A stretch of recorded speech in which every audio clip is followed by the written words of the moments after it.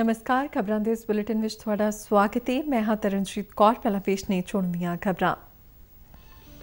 प्रधानमंत्री नरेंद्र मोदी 1 अगस्त ਨੂੰ विश्व के सब तो वड्डे ऑनलाइन हैकाथॉन ਨੂੰ संबोधन करनगे। फ्रांस तो खरीदे गए राफेल जहाज़ों की पहली 5 जहाज़ों की खेप ਲਈ अंबाला के एयरफोर्स स्टेशन विखे लैंडिंग के प्रबंध मुकम्मल। एयरफोर्स स्टेशन के 300 किलोमीटर के घेरे ਨੂੰ ड्रोन मुक्त खेतर ऐलानिया गया। भारत और बरतानिया ने विज्ञान और मैडिकल खोज संबंधी 8 मिलियन पौंड के 5 नवे प्रोजैक्टों से सांझे तौर पर काम करने लई कीता समझौता।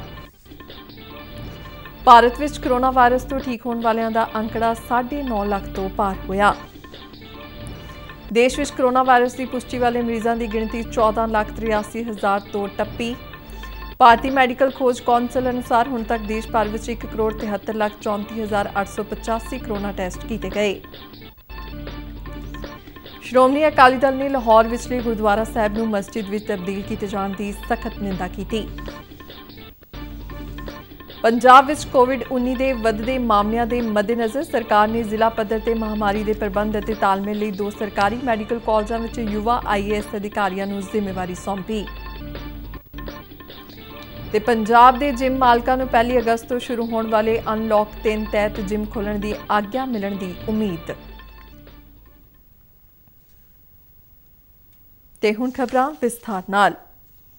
प्रधानमंत्री नरेंद्र मोदी 1 अगस्त को स्मार्ट इंडिया हैकाथॉन ਨੂੰ वर्चुअल माध्यम राਹੀਂ संबोधन करेंगे। नवी दिल्ली में यह जानकारी दिंदियां मनुखी स्रोत विकास मंत्री रमेश पोखरियाल निशंक ने दस्सिया है कि 3 दिना हैकाथॉन का समाप्ति समागम 3 अगस्त को करवाया जाएगा। पोखरियाल ने हैकाथॉन संबंधी उच्च पद्धरी मीटिंग दौरान तैयारियां का भी जायजा लिया।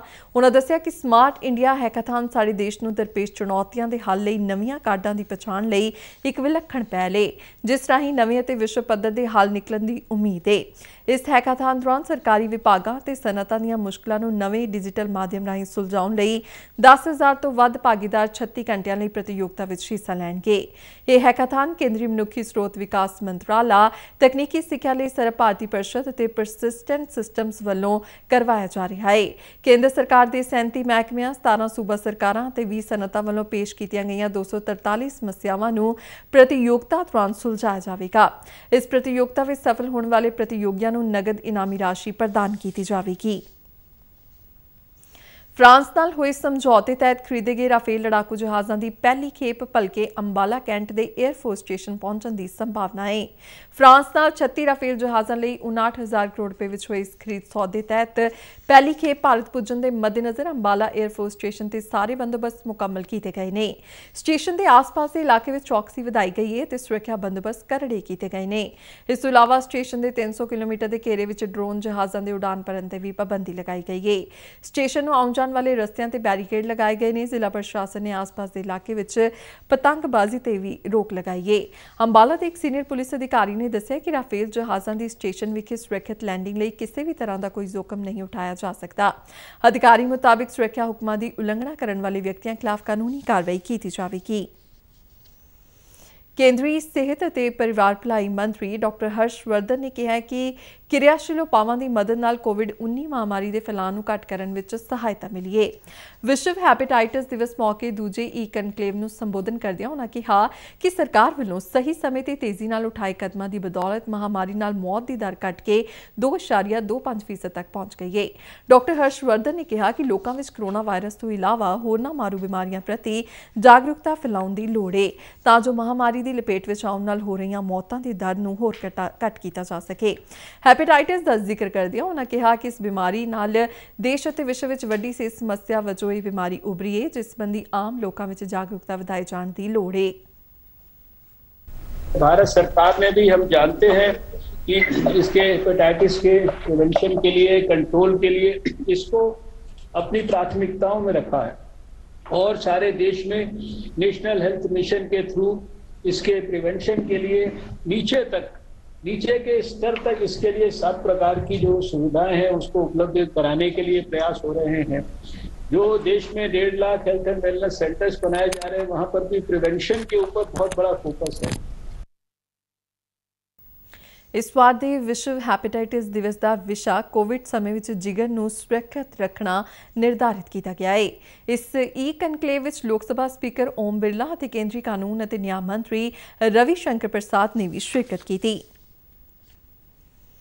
ਭਾਰਤ ਅਤੇ ਬਰਤਾਨੀਆ ਨੇ ਵਿਗਿਆਨ ਅਤੇ ਮੈਡੀਕਲ ਖੋਜ ਸੰਬੰਧੀ 8 ਮਿਲੀਅਨ ਪਾਉਂਡ ਦੇ 5 ਨਵੇਂ ਪ੍ਰੋਜੈਕਟਾਂ ਦੇ ਭਾਈਵਾਲੀ ਤਹਿਤ ਕੰਮ ਕਰਨ ਲਈ ਸਮਝੌਤਾ ਕੀਤਾ ਹੈ। ਲੰਡਨ ਵਿੱਚ ਇਹ ਐਲਾਨ ਕਰਦਿਆਂ ਬਰਤਾਨੀਆ ਦੇ ਦੱਖਣ ਏਸ਼ੀਆ ਅਤੇ ਰਾਸ਼ਟਰ ਮੰਡਲ ਬਾਰੇ ਮੰਤਰੀ ਤਾਰਿਕ ਅਹਿਮਦ ਨੇ ਕਿਹਾ ਕਿ ਇਸ ਸੰਬੰਧੀ ਉਹਨਾਂ ਦੀ ਭਾਰਤੀ ਨੁਮਾਇੰਦਿਆਂ ਨਾਲ ਵਰਚੁਅਲ ਮਾਧਿਅਮ ਰਾਹੀਂ ਗੱਲਬਾਤ ਹੋ ਚੁੱਕੀ ਹੈ। ਉਹਨਾਂ ਕਿਹਾ ਕਿ ਭਾਰਤ ਅਤੇ ਬਰਤਾਨੀਆ ਪਹਿਲਾਂ ਹੀ ਕੋਵਿਡ-19 ਵੈਕਸੀਨ ਲਈ ਮਿਲ ਕੇ ਕੰਮ ਕਰ ਰਹੇ ਨੇ ਅਤੇ ਜੇਕਰ ਇਸ ਪ੍ਰੋਜੈਕਟ ਦੇ ਕਲੀਨਿਕਲ ਟ੍ਰਾਇਲ ਸਫਲ ਹੁੰਦੇ ਨੇ ਤਾਂ ਵਿਕਾਸਸ਼ੀਲ ਦੇਸ਼ਾਂ ਦੇ 1 ਬਿਲੀਅਨ ਤੋਂ ਜ਼ਿਆਦਾ ਲੋਕਾਂ ਨੂੰ ਇਸ ਦਾ ਲਾਭ ਹੋਵੇਗਾ। ਭਾਰਤ ਅਤੇ ਬਰਤਾਨੀਆ ਵਿਚਾਲੇ ਹੋਏ ਇਸ ਸਮਝੌਤੇ ਮੁਤਾਬਿਕ ਦੋਵੇਂ ਦੇਸ਼ 4-4 ਮਿਲੀਅਨ ਪਾਉਂਡ ਦਾ ਯੋਗਦਾਨ ਦੇਣਗੇ। ਇਸੇ ਦੌਰਾਨ ਭਾਰਤ ਵਿੱਚ ਬਰਤਾਨਵੀ ਹਾਈ ਕਮਿਸ਼ਨਰ ਸਰ ਫਿਲਿਪ ਬਾਰਟਨ ਨੇ ਕਿਹਾ ਕਿ ਬਰਤਾਨੀਆ ਭਾਰਤ ਦਾ ਦੂਜਾ ਸਭ ਤੋਂ ਵੱਡਾ ਖੋਜ ਭਾਈਵਾਲ ਹੈ ਅਤੇ ਅਗਲੇ ਵਰ੍ਹੇ ਤੱਕ ਦੋਹਾਂ ਦੇਸ਼ਾਂ ਵਿਚਾਲੇ ਖੋਜ ਸਮਰੱਥਾ 400 ਮਿਲੀਅਨ ਪਾਉਂਡ ਤੱਕ ਪਹੁੰਚਣ ਦੀ ਸੰਭਾਵਨਾ ਹੈ। ਉਨ੍ਹਾਂ ਕਿਹਾ ਕਿ ਖੋਜ ਖੇਤਰ ਵਿੱਚ ਇੰਨੀ ਵੱਡੀ ਸਰਮਾਏਕਾਰੀ ਨਾਲ ਕੋਵਿਡ-19 ਦੀ ਵੈਕਸੀਨ ਅਤੇ ਹੋਰ ਸਿਹਤ ਚੁਣੌਤੀਆਂ ਨਾਲ ਨਜਿੱਠਣ ਵਿੱਚ ਸਹਾਇਤਾ ਮਿਲੇਗੀ। ਭਾਰਤ ਵਿੱਚ ਠੀਕ ਹੋਏ ਕਰੋਨਾ ਮਰੀਜ਼ਾਂ ਦੀ ਗਿਣਤੀ 9.5 ਲੱਖ ਦੇ ਅੰਕੜੇ ਨੂੰ ਪਾਰ ਕਰ ਗਈ ਹੈ, ਜਿਸ ਨਾਲ ਕਰੋਨਾ ਤੋਂ ਸਿਹਤਯਾਬ ਹੋਣ ਦੀ ਦਰ 64.23% ਤੱਕ ਪਹੁੰਚ ਗਈ ਹੈ। ਇਸ ਦੇ ਨਾਲ ਹੀ ਕਰੋਨਾ ਦੀ ਮੌਤ ਦਰ ਵਿੱਚ ਵੀ ਕਮੀ ਦਰਜ ਕੀਤੀ ਗਈ, ਜੋ ਇਸ ਵੇਲੇ 2.25% ਹੈ। ਕੇਂਦਰੀ ਸਿਹਤ ਤੇ ਪਰਿਵਾਰ ਭਲਾਈ ਮੰਤਰਾਲਾ ਅਨੁਸਾਰ ਹੁਣ ਤੱਕ ਦੇਸ਼ ਵਿੱਚ 9,52,743 ਕਰੋਨਾ ਮਰੀਜ਼ ਠੀਕ ਹੋ ਕੇ ਘਰ ਪਰਤੇ। ਪਿਛਲੇ 24 ਘੰਟਿਆਂ ਦੌਰਾਨ 35,175 ਕਰੋਨਾ ਮਰੀਜ਼ ਸਿਹਤਯਾਬ ਹੋਏ। ਇਸੇ ਦੌਰਾਨ 24 ਘੰਟਿਆਂ ਵਿੱਚ 47,703 ਨਵੇਂ ਕਰੋਨਾ ਮਰੀਜ਼ ਦਰਜ ਹੋਏ, ਜਿਸ ਮਗਰੋਂ ਦੇਸ਼ ਵਿੱਚ ਕਰੋਨਾ ਦੀ ਪੁਸ਼ਟੀ ਵਾਲੇ ਮਰੀਜ਼ਾਂ ਦੀ ਗਿਣਤੀ 14,83,156 ਤੱਕ ਪਹੁੰਚ ਗਈ ਹੈ, ਜਦਕਿ ਐਕਟਿਵ ਕਰੋਨਾ ਮਰੀਜ਼ਾਂ ਦੀ ਕੁੱਲ ਸੰਖਿਆ 4,96,988 ਹੈ। ਭਾਰਤ ਵਿੱਚ ਇੱਕ ਦਿਨ ਵਿੱਚ 654 ਮੌਤਾਂ ਦਰਜ ਹੋਈਆਂ, ਜਿਸ ਨਾਲ ਕਰੋਨਾ ਵਾਇਰਸ ਨਾਲ ਮਰਨ ਵਾਲਿਆਂ ਦੀ ਗਿਣਤੀ 33,425 ਹੋ ਗਈ ਹੈ। ਭਾਰਤੀ ਮੈਡੀਕਲ ਖੋਜ ਕੌਂਸਲ ਅਨੁਸਾਰ ਦੇਸ਼ ਵਿੱਚ ਹੁਣ ਤੱਕ ਕਰੋਨਾ ਵਾਇਰਸ ਲਈ 1,73,34,885 ਟੈਸਟ ਹੋਏ। ਪਿਛਲੇ 24 ਘੰਟਿਆਂ ਦੌਰਾਨ ਦੇਸ਼ ਵਿੱਚ ਰਿਕਾਰਡ 5,28,082 ਕਰੋਨਾ ਟੈਸਟ ਕੀਤੇ ਗਏ। ਕੇਂਦਰ ਸਰਕਾਰ ਨੇ ਸੂਬਿਆਂ ਤੇ ਕੇਂਦਰ ਸ਼ਾਸਿਤ ਪ੍ਰਦੇਸ਼ਾਂ ਦੇ ਸਹਿਯੋਗ ਨਾਲ ਵੱਡੇ ਪੱਧਰ ਤੇ ਕਰੋਨਾ ਟੈਸਟ ਕਰਾਉਣ, ਕਰੋਨਾ ਮਰੀਜ਼ਾਂ ਦੇ ਸੰਪਰਕ ਲੱਭਣ ਅਤੇ ਇਸ ਮਹਾਮਾਰੀ ਦੇ ਇਲਾਜ ਲਈ ਵਿਆਪਕ ਰਣਨੀਤੀ ਅਪਣਾਈ ਹੈ। ਸੁਪਰੀਮ ਕੋਰਟ ਨੇ ਵਿਕਾਸ ਦੁਬੇ ਐਨਕਾਊਂਟਰ ਕੇਸ ਸੰਬੰਧੀ ਜਾਂਚ ਕਮਿਸ਼ਨ ਦੇ ਮੈਂਬਰਾਂ ਨੂੰ ਹਟਾਏ ਜਾਣ ਲਈ ਇੱਕ ਪਟੀਸ਼ਨ ਰੱਦ ਕਰ ਦਿੱਤੀ ਹੈ। Chief justice S A. ਬੋਬੜੇ ਦੀ ਅਗਵਾਈ ਵਾਲੇ ਬੈਂਚ ਨੇ ਕਿਹਾ ਕਿ ਜਾਂਚ ਕਮਿਸ਼ਨ ਦੇ ਮੈਂਬਰਾਂ ਸੰਬੰਧੀ ਅਜਿਹੀ ਪਟੀਸ਼ਨ ਨੂੰ ਸਵੀਕਾਰ ਨਹੀਂ ਕੀਤਾ ਜਾ ਸਕਦਾ। ਬੈਂਚ ਨੇ ਕਿਹਾ ਕਿ ਜਾਂਚ ਕਮਿਸ਼ਨ ਵਿੱਚ ਸੁਪਰੀਮ ਕੋਰਟ ਅਤੇ ਹਾਈ ਕੋਰਟ ਦੇ ਸਾਬਕਾ ਜੱਜਾਂ ਨੂੰ ਇਸ ਕਰਕੇ ਸ਼ਾਮਲ ਕੀਤਾ ਗਿਆ ਹੈ ਕਿ ਮਾਮਲੇ ਦੀ ਨਿਰਪੱਖਤਾ ਨਾਲ ਜਾਂਚ ਹੋ ਸਕੇ। ਸੁਪਰੀਮ ਕੋਰਟ ਨੇ ਉੱਤਰ ਪ੍ਰਦੇਸ਼ ਸਰਕਾਰ ਵੱਲੋਂ 3 ਮੈਂਬਰੀ ਜਾਂਚ ਕਮਿਸ਼ਨ ਨੂੰ 22 ਜੁਲਾਈ ਨੂੰ ਮਨਜ਼ੂਰੀ ਦਿੱਤੀ ਸੀ, ਜਿਸ ਵਿੱਚ ਸੇਵਾ ਮੁਕਤ ਜਸਟਿਸ B.S. ਚੌਹਾਨ ਨੂੰ ਕਮਿਸ਼ਨ ਦੀ ਅਗਵਾਈ ਸੌਂਪੀ ਗਈ ਸੀ। ਇਸ ਤੋਂ ਇਲਾਵਾ ਸੇਵਾ ਮੁਕਤ ਜਸਟਿਸ ਸ਼ਸ਼ੀਕਾਂਤ ਅਗਰਵਾਲ ਅਤੇ ਉੱਤਰ ਪ੍ਰਦੇਸ਼ ਦੇ ਸਾਬਕਾ DGP KL ਗੁਪਤਾ ਵੀ ਇਸ ਕਮਿਸ਼ਨ ਦਾ ਹਿੱਸਾ ਨੇ।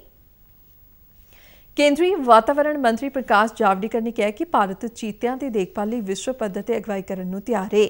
ਵਿਸ਼ਵ ਚੀਤਾ ਦਿਵਸ ਮੌਕੇ ਸਮਾਗਮ ਨੂੰ ਸੰਬੋਧਨ ਕਰਦਿਆਂ ਜਾਵੜੇਕਰ ਨੇ ਕਿਹਾ ਕਿ ਭਾਰਤ ਚੀਤਿਆਂ ਦੀ ਜਨਸੰਖਿਆ ਨੂੰ ਵਧਾਉਣ ਵਿੱਚ ਲੱਗੇ ਹੋਰਨਾਂ ਮੁਲਕਾਂ ਨਾਲ ਵੀ ਰਲ ਮਿਲ ਕੇ ਕੰਮ ਕਰਨ ਨੂੰ ਤਿਆਰ ਹੈ। ਉਨ੍ਹਾਂ ਕਿਹਾ ਕਿ ਭਾਰਤ ਵਿੱਚ ਵਿਸ਼ਵ ਦੀ ਜੀਵ ਵਿਭਿੰਨਤਾ ਦਾ 8% ਹੈ, ਜਿਸ ਨੂੰ ਭਾਰਤ ਨੇ ਲੰਮੇ ਸਮੇਂ ਤੋਂ ਸੰਭਾਲਿਆ ਹੋਇਆ ਹੈ। ਜਾਵੜੇਕਰ ਨੇ ਕਿਹਾ ਕਿ 1973 ਵਿੱਚ ਭਾਰਤ ਵਿੱਚ 9 ਚੀਤਾ ਰੱਖਾਂ ਸਨ, ਜਿਨ੍ਹਾਂ ਦੀ ਗਿਣਤੀ ਹੁਣ ਵੱਧ ਕੇ 50 ਹੋ ਗਈ ਹੈ। ਜਾਵੜੇਕਰ ਨੇ आलमी भाईवाला ਨੂੰ चीता रखा की उच्च गुणवत्ता बनाए रखने की भी अपील की थी।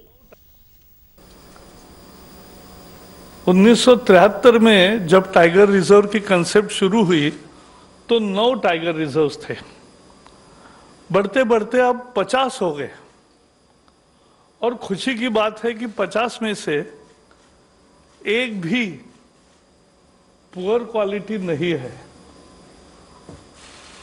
फेयर है, गुड है, बेस्ट है, लेकिन एक भी पुअर क्वालिटी का नहीं है। तो ये बहुत महत्वपूर्ण है।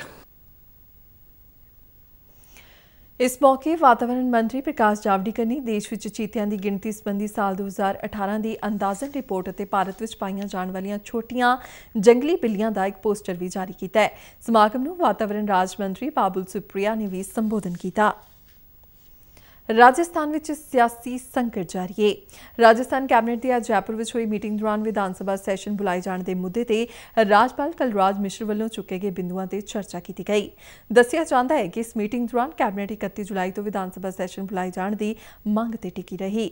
सूबे के ट्रांसपोर्ट मंत्री प्रताप सिंह ने कहा कि इस कैबिनेट मीटिंग दौरान राज्यपाल वालों चुके गए 3 बिंदुओं ते भेजे जाने वाले जवाब ते विस्तारित चर्चा हुई।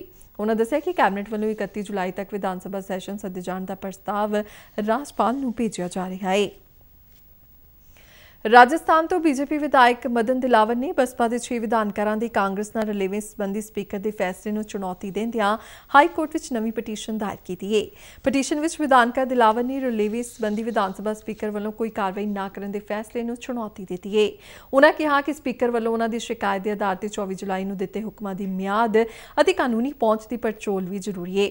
पटीशनकर्ता विधानकार ने यह भी इल्जाम लगाया कि स्पीकर वालों फैसला लए जाण मौके उन्हां दी शिकायत नूं विचारिया नहीं गया। श्रोमणी अकाली दल ने लाहौर के नौलखा बाजार में भाई तारू सिंह जी के शहीदी अस्थान पर बने गुरुद्वारा साहिब नूं मस्जिद में तब्दील किए जाने की करड़ी निंदा की है। चंडीगढ़ तो जारी बयान में श्रोमणी अकाली दल के प्रधान सुखबीर सिंह बादल ने विदेश मंत्री डॉक्टर एस जयशंकर नूं यह मामला पाकिस्तान सरकार नाल उठाए जाने की बेनती की है। उन्होंने कहा है कि पाकिस्तान नाल गलबात राहीं यह यकीनी बनाया जाए कि इस पवित्र अस्थान नूं किसी भी तरीके नाल तब्दील ना किया जाए। उन्होंने कहा कि पाकिस्तान तो पिछले समय दौरान आईयां रिपोर्टां मुताबिक 18वीं सदी के इस पवित्र अस्थान नूं मस्जिद में तब्दील करने लई लगातार कोशिशां कीतियां जा रही सन। सुखबीर बादल ने इस घटना नूं मंदभागा दसदियां दोषियों खिलाफ सख्त कार्रवाई करने की मंग भी की। उन्होंने विदेश मंत्री नूं अपील की कि पाकिस्तान विचले सारे सिख अते हिंदू धार्मिक अस्थानां की सुरक्षा नूं लैके पाकिस्तान नाल उच्च पद्धरी गलबात की जाए। सूबे विच कोविड-19 के वधदे केसां के मद्देनज़र पंजाब सरकार ने जिला पद्धर ते महामारी प्रबंधन अते तालमेल लई IAS अधिकारियों की तैनाती की है। चंडीगढ़ तो जारी प्रेस बयान मुताबिक पंजाब सरकार ने अमृतसर अते पटियाला के सरकारी मैडिकल कॉलेजों में कोरोना वायरस केसां की वधदी गिणती के प्रभावशाली प्रबंधन अते प्राइवेट सैक्टर के हस्पतालों नाल तालमेल लई 2 IAS अधिकारियों की तैनाती की है। मुख सकत्तर के दफ्तर वालों जारी हुक्मां मुताबिक IAS अधिकारी सुरभि मलिक नूं सरकारी मैडिकल कॉलेज पटियाला ते हिमांशु अग्रवाल नूं सरकारी मैडिकल कॉलेज अमृतसर विच कोविड संभाल की जिम्मेवारी सौंपी गई है। लुधियाना के जिला मैजिस्ट्रेट वालों जारी हुक्मां मुताबिक ADC संदीप कुमार नूं जिले विच कोविड प्रबंधन लई नोडल अधिकारी वजों तैनात किया गया है। मुख सकत्तर वालों सारे जिलों के डिप्टी कमिश्नर नूं नौजवान उत्साही अधिकारियों की पछाण करने के निर्देश दिए गए हैं तां जो हरेक कोविड मरीज और उसके इलाज लिए जरूरी सेहत सुविधावां नूं समय सिर यकीनी बनाया जा सके। इस तो इलावा डॉक्टर KK तलवार की अगवाई में बनाई गई सेहत एडवाइजरी कमेटी कोविड-19 की टैसटिंग एकांतवास हस्पताल में दाखले इलाज और डिस्चार्ज करने संबंधी रोजाना दी लोड़ां ते चुनौतियां की निगरानी कर रही है। भारत में कोरोना वायरस के फैलाव को रोकने लई कई तरह दी पाबंदियां लगाई गई हैं। वक्-वक् पड़ावां तहत 24 मार्च को लगाए गए देशव्यापी लॉकडाउन तो बाद इस लॉकडाउन को समय समय पर वधाया गया जबकि कुछ छूटां भी दित्तियां गईयां। केंद्र सरकार वालों अनलॉक 1 के शुरू होने तो बाद कई तरह दी गतिविधियां कोविड दिशा निर्देशों और कई तरह दी पाबंदियां नाल अंशिक तौर पर खोलने की आग्या दी गई पर देश में अजे सिनेमा हालां और जिमां नूं खोले जाने बारे फैसला लिया जाना बाकी है। जिम एसोसीएशन सरकार तो कुछ पाबंदियां जिम खोलने की आग्या देने की अपील कर रहे हैं। जिम मालकां नूं उम्मीद है कि सरकार 1 अगस्त तो शुरू होने वाले अनलॉक 3 दौरान चिरां तो बंद पे जिमां नूं खोलने की आग्या जरूर देवेगी। इसी ही उम्मीद विच फाजिलका जिले के कई जिम मालकां ने अपनी जिमां ते मशीनां नूं सैनिटाइज करना शुरू कर दिता है। जिम मालकां का कहना है कि 4 महीने तो वध समय तक जिम बंद पे ने अते इस वेले उन्हां दी माली हालत बहुत खस्ता है। एक जिम संचालक राजीव चोपड़ा ने कहा कि पिछले कई महीनों तो उन्हां नूं जिम की इमारत का किराया पै रहा है वो अपनी EMI भी अदा नहीं कर पा रहे। इसलिए सरकार नूं जिथे कुछ पाबंदियां सह जिमां नूं खोलण की आग्या देनी चाहिए उत्थे उन्हां नूं मुआवजा भी दिता जाना चाहिए है। इलाके के कई नौजवान भी सरकार वालों जिम खोले जाने की उड़ीक विच ने। पता लगे अज नवी अपडेट्स आई हैं सरकार ने 1 अगस्त को जिम खोलने बारे दस्या गया ते असीं भी अज पूरी तैयारी कर रहे हैं, पूरी जिम नूं सैनिटाइज कर रहे हैं, हर चीज़ नूं सेफ कर रहे हैं ताकि असीं भी सेफ रहिए, साडे कोल आने वाले स्टूडेंट भी सेफ रहन। ਅਸੀਂ सरकार की नीतियों के हिसाब ਨਾਲ ਚੱਲਾਂਗੇ जिवें सरकार कहेगी, जिवें पैसेज बनाएगी, जिवें सानू गाइडलाइन देगी ਅਸੀਂ उस हिसाब ਨਾਲ ਚੱਲਾਂਗੇ। सरकार तो साडी यही बेनती है भी साडे जिम खुले जान क्यों सानू रेंट पै रहे है, बिल्डिंग का रेंट पै रहे है, सानू EMI पै रही है ਜਿਹੜੇ ਅਸੀਂ लोन लैके जिम्मा खोलिए हैं। प्लस सानू ਜਿਹੜੇ साडे ट्रेनर है वो भुखे मर रहे हैं ਤੇ ਅਸੀਂ ਕਹਿੰਦੇ ਵੀ ਸਾਡੀ ਸਹਾਇਤਾ ਕੁਝ ਸਰਕਾਰ ਸਾਡੇ ਬਾਰੇ ਵੀ ਕੁਝ ਨਾ ਕੁਝ ਸੋਚੇ ਤੇ ਅਸੀਂ ਸਾਡੀ ਸਰਕਾਰ ਤੋਂ ਇਹੀ ਬੇਨਤੀ ਹੈ। आई थिंक अपने बस एक ही तो एंटीवायरस था जो कि हमने बंद कर रखा है, पंजाब गवर्नमेंट ने क्या इंडिया गवर्नमेंट ने बंद कर रखा है। तो हमने इम्यूनिटी पे ही काम करना है कोरोना से लड़ने के लिए। अगर अपनी इम्यूनिटी स्ट्रांग होगी तो ही हम उससे फाइट कर पाएंगे। तो इम्यूनिटी बढ़ाने के लिए एक ही सोर्स है, जिम, वर्कआउट। तो इतने सालों से हम कर रहे हैं, तो सडनली ये शॉकिंग न्यूज थी हमारे लिए। तो ड्यूरिंग कोरोना हमने अपना वर्कआउट बंद नहीं किया, ग्राउंड कर रहे हैं, स्टेयर्स कर रहे हैं, किसी भी तरह अपनी बॉडी की एफिशिएंसी। इस दिन वाली खबरों का बुलेटिन खत्म होता है। आज्ञा दियो, नमस्कार।